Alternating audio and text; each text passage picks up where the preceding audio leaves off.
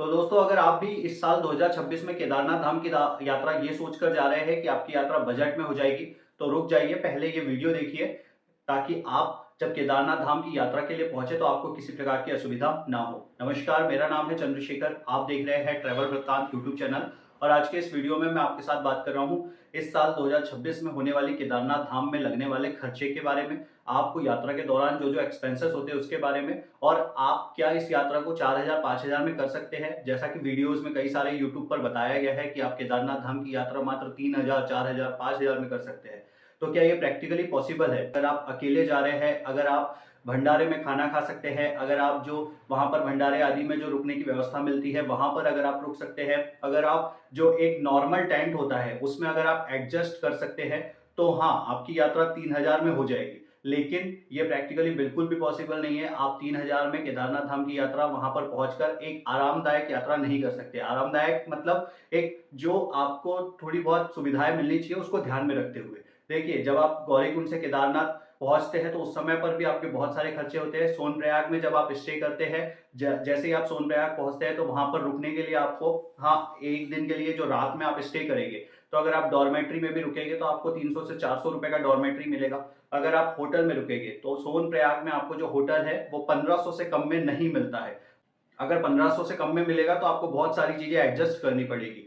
तो ये चीज आपको ध्यान में रखना होगा। अगर आप एक अच्छी आरामदायक सुविधा देखते हैं तो आपको इतने कम में वहां पर नहीं मिलने वाला। इसके बाद में आप गौरीकुंड से जब ट्रैकिंग करना स्टार्ट करते हैं तो ट्रैकिंग के दौरान भी आपको कई सारी चीजें हैं जो जरूरी होती है। जैसे आपको पानी अगर बिस्लरी का पीना है, या फिर अगर आपको पहाड़ों का पानी सूट नहीं हो रहा है, कई सारे लोग होते हैं जिनको पहाड़ों का पानी सूट हो जाता है तो वो पहाड़ों का पानी पीकर भी काम चला लेते हैं। अगर आपको नहीं हो रहा है तो फिर आपको बिस्लरी की बोतल लेना ही पड़ेगा।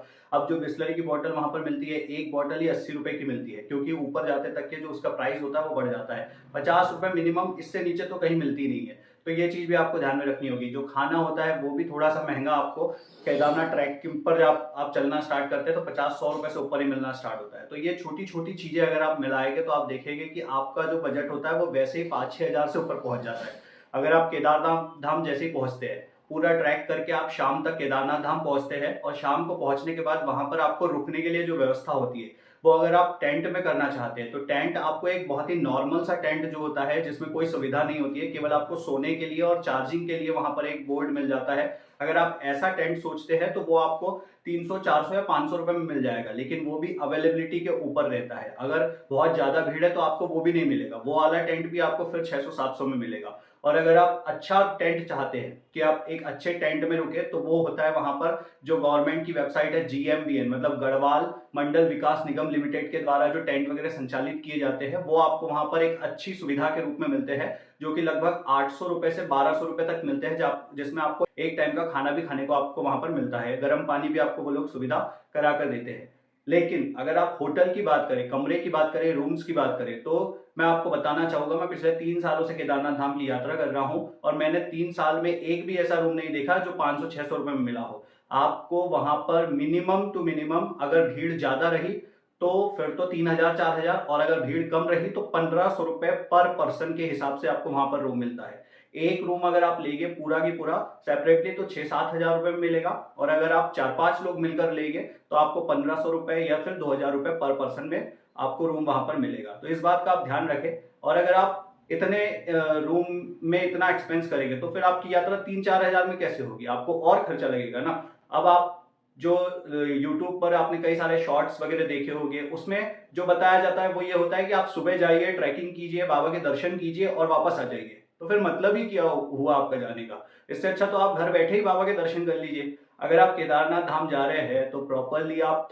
एक दिन का ट्रैक करके वहां पर जाइए, रात में स्टे कीजिए, रुकने के बाद वहां पर पूरे 2 दिन कम से कम बाबा के धाम में गुजारिए। एक दिन तो आपको दर्शन में लग जाते हैं, क्योंकि जो लाइन होती है, लाइन बहुत लंबी होती है, 4-5 घंटे लाइन में लग के आप दर्शन करते हो। दर्शन करने के बाद जब आप बाहर आते हो तो पूरा दिन वैसे ही निकल जाता है। फिर खाना वगैरह आप कुछ खाओगे थोड़ा बहुत, उसमें आपका टाइम निकल जाएगा। फिर दूसरे दिन आप वहां पर भैरव गधेरा है, मतलब जहाँ पे भैरव बाबा स्थापित है, भैरव बाबा के दर्शन करें। आदि शंकराचार्य जी की समाधि जहाँ पर बनी हुई है वहां पर आप दर्शन करें। और भी कई सारे प्लेसेस है जहां पर आप दर्शन कर सकते हैं। तो ये सारी चीजें कम से कम 2 दिन तो लगता ही है। तो अगर आप एक अच्छी केदारनाथ यात्रा की उम्मीद रखते हैं, आप केदारनाथ धाम जाकर वहां पर सुकून से शांति से बाबा के दर्शन करना चाहते हैं तो आप अपना बजट थोड़ा सा बढ़ाकर लेकर जाइएगा। अगर आप लो बजट सोचकर जाएंगे तो आपको असुविधा होगी और आप वहां पर पहुंचने के बाद ना तो बाबा के दर्शन अच्छे से कर पाएंगे और ना ही आप वहां पर अच्छे से स्टे वगैरह कर पाएंगे, क्योंकि डीजल पेट्रोल के रेट भी बढ़े हैं, गैस के रेट भी बढ़े हैं। तो इस वजह से भी थोड़ा सा आपको वहां पर महंगाई देखने के लिए मिलेगी।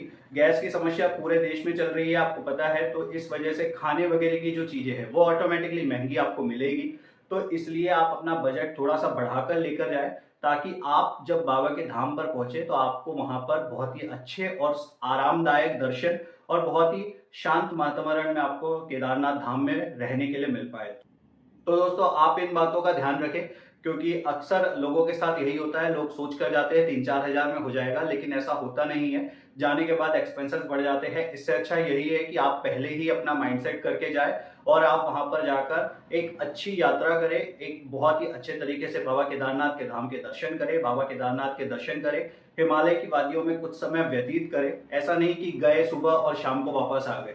अगर आपको ऐसा ही करना है तो फिर वो उस यात्रा का आनंद ही क्या आएगा आपको। इसलिए बहुत ही शांति से, बहुत ही आराम से इस यात्रा का अनुभव ले ताकि आप अपने अनुभव को और भी लोगों तक साझा कर सके। तो ये कुछ जानकारी थी जो मैंने आपको अपने YouTube चैनल के माध्यम से शेयर करी है। तो आप इस बात का ध्यान जरूर रखें ताकि आपको 2026 में होने वाली केदारनाथ यात्रा का अनुभव अच्छा मिल सके, आपको किसी प्रकार की असुविधा का सामना न करना पड़े। जय श्री केदार, हर हर महादेव। मिलते हैं अगली किसी वीडियो में किसी नई जानकारी के साथ। और भी कई सारी जानकारी मैंने अपने YouTube चैनल पर शेयर करी है, जैसे केदारनाथ धाम अगर आप जा रहे हैं तो आप अपना बैग कैसे पैक करें, बैग में आपको क्या क्या चीजें लेकर चलना चाहिए, कितनी चीजें आपके पास होनी चाहिए कंपलसरी। इसी के साथ में केदारनाथ के रहस्य का भी एक वीडियो मैंने अपने YouTube चैनल पर डाला हुआ है। और इसी के साथ बाबा महाकाल की भस्म आरती आप कैसे अटेंड कर सकते हैं उज्जैन में, वो भी मैंने अपने YouTube चैनल पर डाला है। तो ये सारे वीडियोस आप मेरे YouTube चैनल पर देख सकते हैं। लाइक शेयर और सब्सक्राइब जरूर करें। जय श्री केदार, जय श्री महाकाल, हर हर महादेव।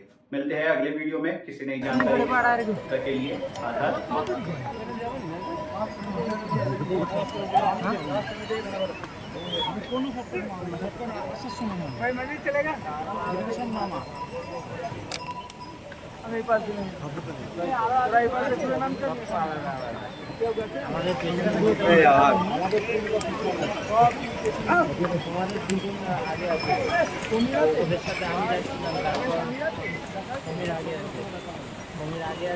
তোমাদের ওই দুজন বলছি